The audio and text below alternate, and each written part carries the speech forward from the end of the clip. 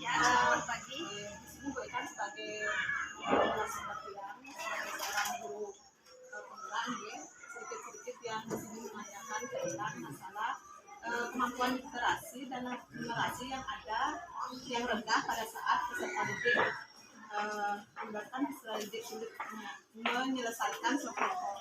Nah, di sini saya mau menanyakan apa yang menjadi faktor penghambat gerakan literasi di sekolah tersebut. Oh, baik. Terima kasih, ini sebelumnya sudah mau kita berbagi Bu ya. Kalau menurut saya pribadi dan pengalaman saya sebagai guru, memang bukan di sekolah hidup saja, di sekolah saya pun minat siswa untuk literasi itu sangat kurang. Tidak bisa dipungkiri itu memang minatnya yang kurang, itu penyebab utama, karena memang siswa itu tidak berminat untuk melakukan kegiatan literasi. Nah, hal ini disebabkan oleh beberapa hal. Ya, satu sisi kalau menurut saya dan orang tua siswa yang sering berkoordinasi dengan saya, yang menyebabkan siswa itu kurangnya berminat apa? Satu, HP. Siswa itu kadang kalah dengan HP. Bagaimana di rumah sering orang tua mengeluh pada saya, Bu, bagaimana ini anak saya tidak mau belajar, di rumah hanya main HP. Yang kedua, media literasi itu kurang menarik. Kalau di sekolah ya menurut saya media literasi itu kurang menarik. Siswa itu lebih menarik ke game gitu. Terus untuk ke YouTube, yang TikTok sekarang lagi ngetren ya. Siswa itu lebih tertarik ke situ, dan di sekolah belum bisa mengimbangi media yang menarik, sehingga siswa itu kan berminat, itu kayaknya asik dilakukan. Itu sebenarnya yang mempengaruhi literasi itu. Nah, di samping itu kita yang salah, kita sebagai orang tua di rumah dan kita juga sebagai orang tua di sekolah salah. Kenapa saya menyalahkan diri sendiri? Karena memang kita salah satu faktor penyebab siswa itu kenapa literasinya kurang. Satu sisi, contoh seperti di rumah, kalau orang tua itu sedang tidak ada pekerjaan, apakah orang tua membaca? Tidak, pasti orang tua itu mainnya media sosial.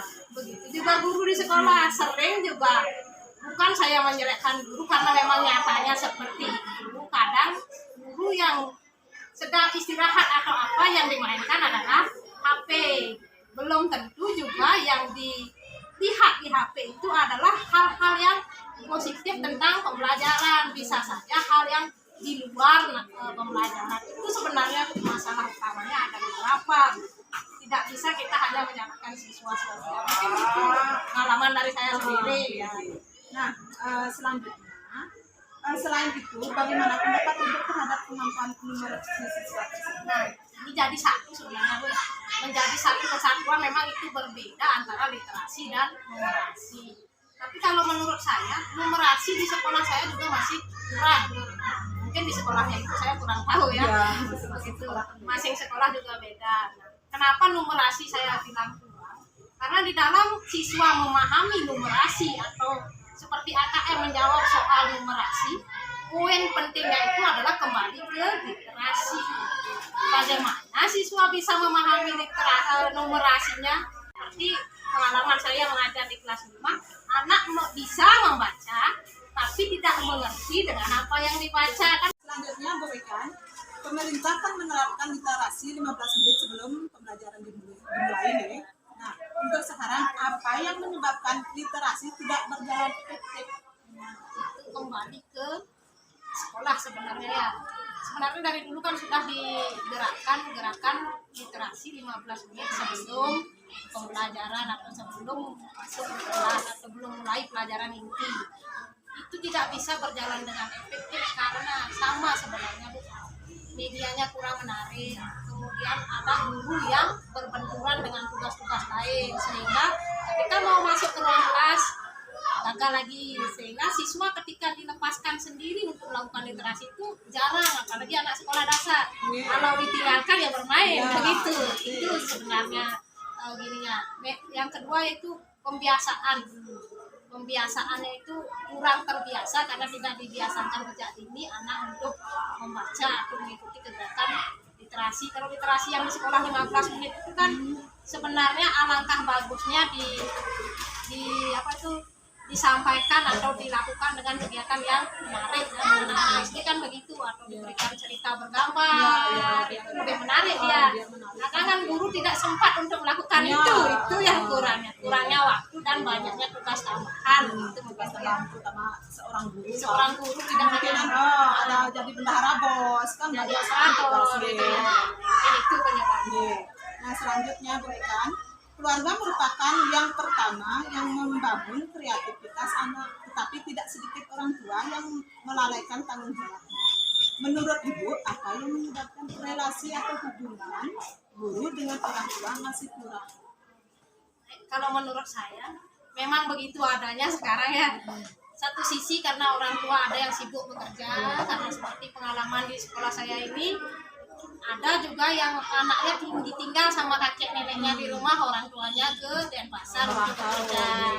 Jadi kedua yaitu kurangnya guru yang melibatkan orang tua langsung dalam proses pendidikan di sekolah. Jadi dewe-dewe jadinya ya, guru mengajar di sekolah, orang tua di rumah, jadinya kan sendiri-sendiri. Tapi kan alangkah bagusnya jika ada korelasi atau hubungan antara orang tua dan guru untuk sama-sama lah mengawasi pembelajaran di sekolah, dan di rumah juga orang tua yang memiliki tanggung jawab untuk anaknya sendiri. Itu sebenarnya banyak memang mengapa relasi itu kurang terjalin ya, memang begitu karena sibukan orang tua. Bahkan orang tua yang cuek saya serahkan dah ke bapak ibu di sekolah bagaimana aja anak saya, kan begitu. Itu mungkin ya. Nah selanjutnya banyak tagihan administrasi guru yang terbatas waktu dalam menyampaikan materi pembelajaran, menyebabkan banyak guru yang jarang menggunakan pembelajaran inovatif. Nah, bagaimana pendapat Ibu terhadap guru yang jarang memberikan inovatif pada kegiatan pembelajaran?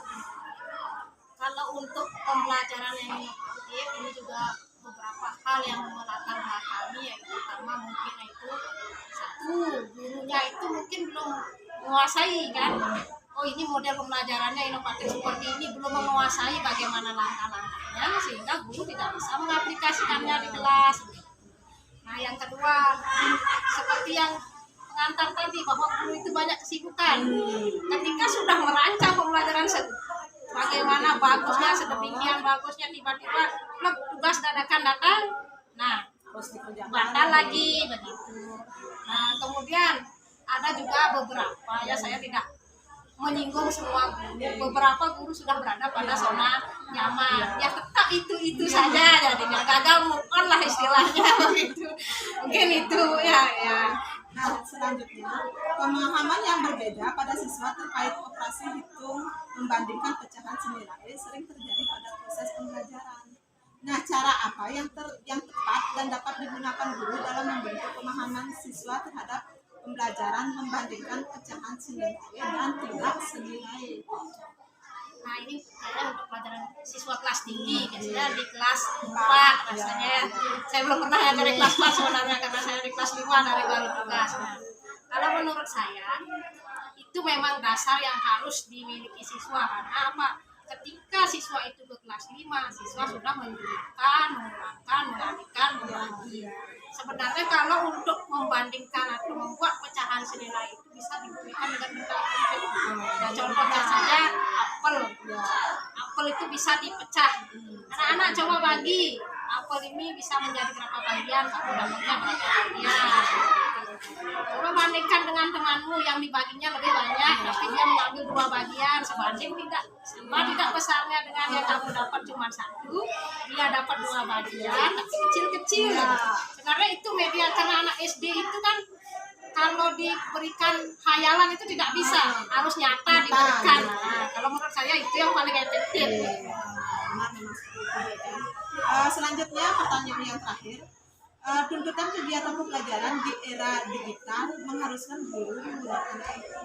Apakah Ibu mengetahui penyebab kurang pemanfaatan IT oleh guru dalam kegiatan pembelajaran? Kembali lagi seperti yang tadi ya, tadi sempat saya singgung, kurangnya pemanfaatan IT itu ada beberapa yang menyebabkan. Satu, guru itu ada yang tidak menguasai IT. Yang kedua, ada guru yang muda-muda, bisa menggunakan IT semua sarana di sekolah yang tidak ada ya, seperti saya ketahui ya tadi SD di Ubus gurunya semua bisa, tapi ketika memakai berebut karena ada cuma satu dibagi per 6 kelas kan, tidak bisa, tidak maksimal ya tidak maksimal. Kemudian yang ketiga, nah seperti yang tadi gurunya di zona nyaman, tidak mau belajar, oh saya sudah tua, biarlah yang muda-muda, kan ada yang juga seperti itu. Nah itu penyebabnya, menurut saya ada 3 saja sih penyebabnya. Mungkin penyebab yang lain belum saya temukan, nanti siapa tahu selepas Ibu PPG bisa berbagi dengan saya gitu ya. Mungkin itu kalau seperti itu. Terima kasih Bu Rian atas masukan. ya, kita sama-sama berbagi Ibu ya. Semoga ya. Siswa tidak menyukai cara penyampaian daripada seorang guru. Nah, kalau sekarang menurut Bapak apa yang menyebabkan peserta didik belum memiliki literasi membaca yang baik? Kurangnya frekuensi buku di sekolah karena tidak memiliki ruang perpustakaan. Karena mungkin perpustakaan tidak ada, jadinya buku itu terbatas nih. Nah, untuk yang nomor 3, menurut Bapak apa yang menyebabkan relasi atau hubungan orang tua dengan siswa terkait pembelajaran masih sangat rendah? Karena orang tua itu jarang menanyakan tentang siswanya, apakah dia bisa mengikuti pelajaran apakah tidak, dan setiap ada undangan untuk orang tua siswa dia tidak hadir. Mungkinan karena keadaan orang tuanya itu mungkin dia bekerja atau bagaimana, kan menurut situasi dia di rumah, sehingga dia mungkin tidak bisa menanyakan atau menghadiri rapat yang diselenggarakan oleh sekolah tersebut. Untuk selanjutnya Bapak, menurut Bapak apa yang menyebabkan guru belum maksimal dalam mengimplementasikan model-model pembelajaran inovatif tersebut? Mungkin kemampuan guru dalam mendalami pembelajaran itu. Siswa tidak menyukai cara penyampaian daripada seorang guru. Nah, kalau sekarang menurut Bapak apa yang menyebabkan peserta didik belum memiliki literasi membaca yang baik? Kurangnya frekuensi buku di sekolah karena tidak memiliki ruang perpustakaan. Karena mungkin perpustakaan tidak ada, jadinya buku itu terbatas nih.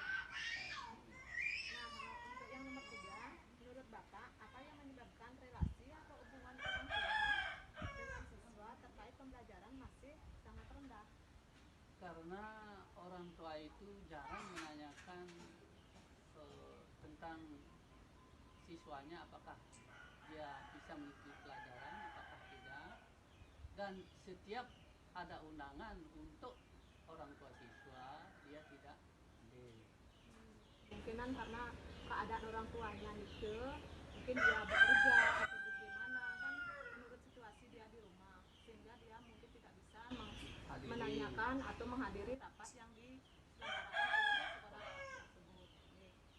Untuk selanjutnya Bapak, menurut Bapak apa yang menyebabkan guru belum maksimal dalam mengimplementasikan model-model pembelajaran inovatif tersebut? Mungkin kemampuan guru dalam mendalami pembelajaran itu. Menurut Ibu, apa yang menyebabkan motivasi siswa belajar rendah? Mungkin dalam proses pembelajaran, dalam proses belajar mengajar, pada saat penyampaian materi itu guru kurang memberikan materi yang cukup menarik. Dalam hal ini siswa lebih menarik terhadap hal-hal yang nyata. Mungkin itu sebabnya menurut saya. Nah, yang kedua, menurut Ibu apa yang menyebabkan peserta didik belum memiliki literasi membaca yang baik? Kalau menurut saya kurangnya minat baca pada siswa itu karena sekarang mungkin ada pengaruh gadget. Di samping itu sekolah kita tidak memiliki perpustakaan. Itu mungkin penyebab paling utama. Yang ketiga, menurut Ibu apa